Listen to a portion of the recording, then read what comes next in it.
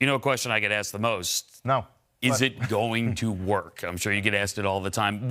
How would you describe your confidence level in the restart? Obviously, in this environment, meaning the greater COVID-19 environment, nothing is risk-free.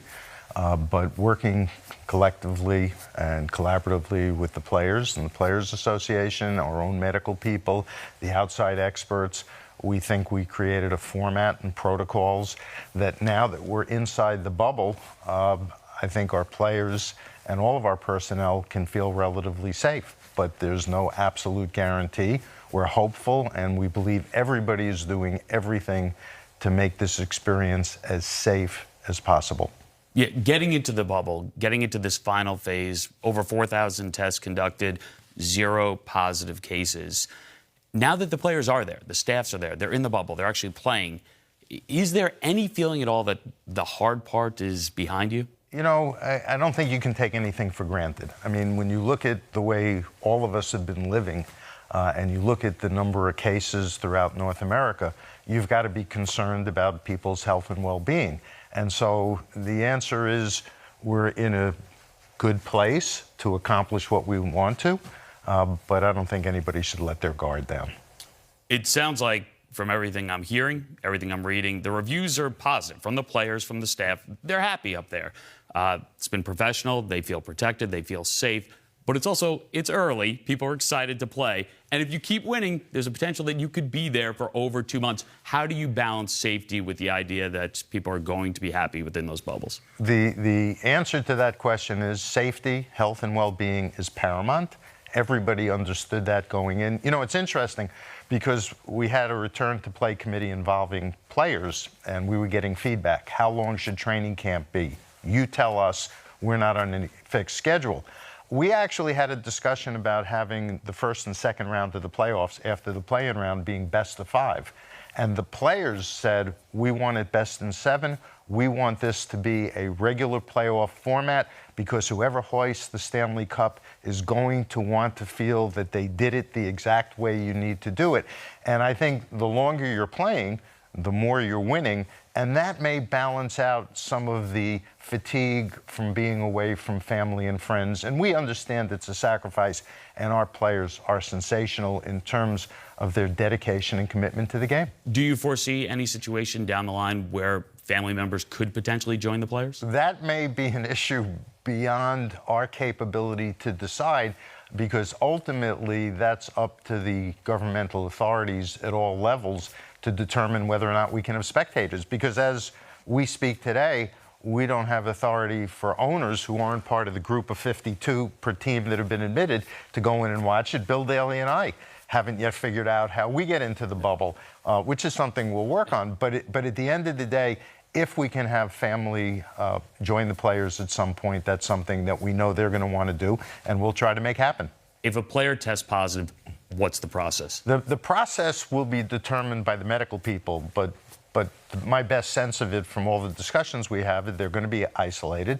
There'll be some contact tracing so we can monitor the people that they've been in contact with, and whether or not it's more widespread and then what happens is something that ultimately the medical people are going to tell us. Both our medical people and the authorities where we're playing are going to tell us what the appropriate response is. And again, health and safety most important, and we'll do what we're told. We know testing is not perfect, and we've seen positives that have then turned into negatives, false positives, false negatives.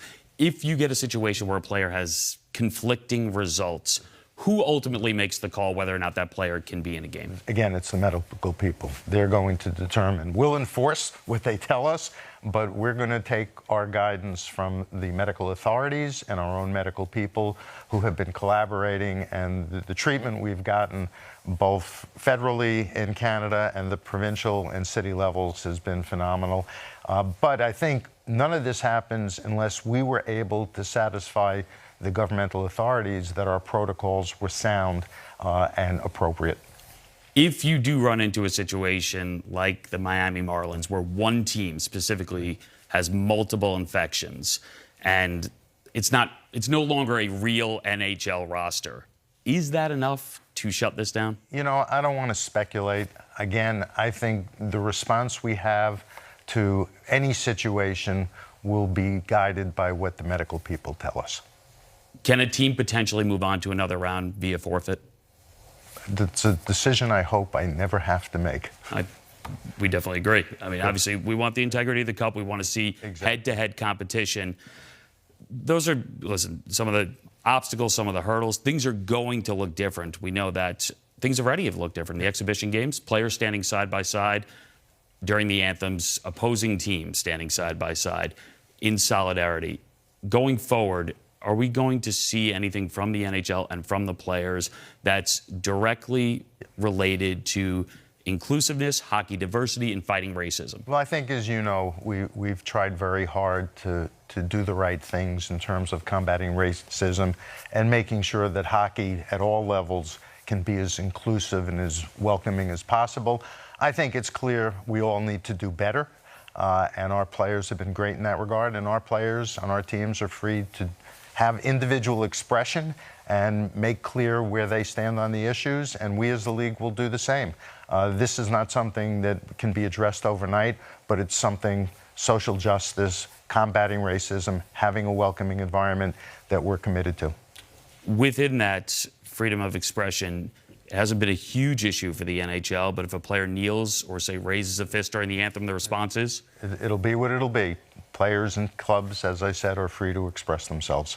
All right, the anthem, that might look different. Play is going to look different, right? I mean, we're not going to have fans in the arenas. It's neutral sites. But the idea is to, through some innovations, to make this feel different and to enhance the viewing, enhance this for the viewing audience. Is there anything specifically that you're looking forward to? Well, first of all, and we've seen it in the exhibition games, which have been a trial run for all of us, the buildings have looked great. The play has been intense, even for exhibition games. It's been a lot of fun. In the absence of fans, we have more cameras and more mics picking up sound than we would normally have because we don't want to block views when there are fans in attendance. And the look that NBC Sports and Rogers in Canada have been given the game that have been played has been sensational, and it's a lot of fun. And I think people watching the game will really get a good sense of what's going on the ice. I'm curious about a few deeply rooted traditions with hockey, and one is, and I think all hockey fans agree, they all love this, the idea is that no matter how heated a series is, how intense, how much hatred there might be on the ice during a series, at the end of it, players take their gloves off and they shake hands. Will that remain? We may be looking at elbows and fist pumping or leaving the gloves on. But again, having been in the bubble for as long as players will have been in, and having 0 positive tests, I think puts us in a good position if the traditions and the emotion overtake the moment of social distancing. The other big tradition, of course, is the one that finishes this, which is the presentation of the Stanley Cup. You're up there, the captain of the winning team receives the Stanley Cup. How do you envision that? I haven't given it much thought because we have so much road to cover between now and then. I'm hopeful that we get to that point.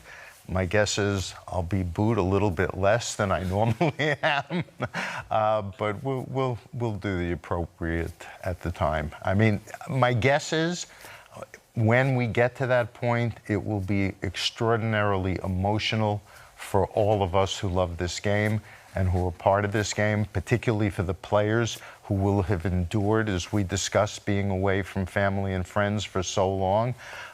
It will be quite an achievement whoever we crown the Stanley Cup champion. Final one.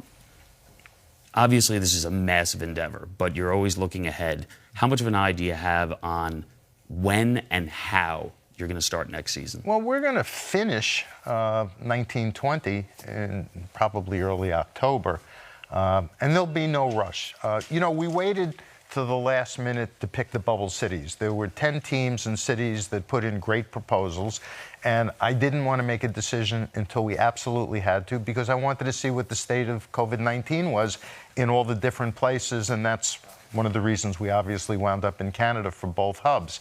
From our standpoint, there's no rush. We intend to play a full 2021 season, and if we start in late November or December, that's okay because we're now demonstrating that the calendar may be irrelevant.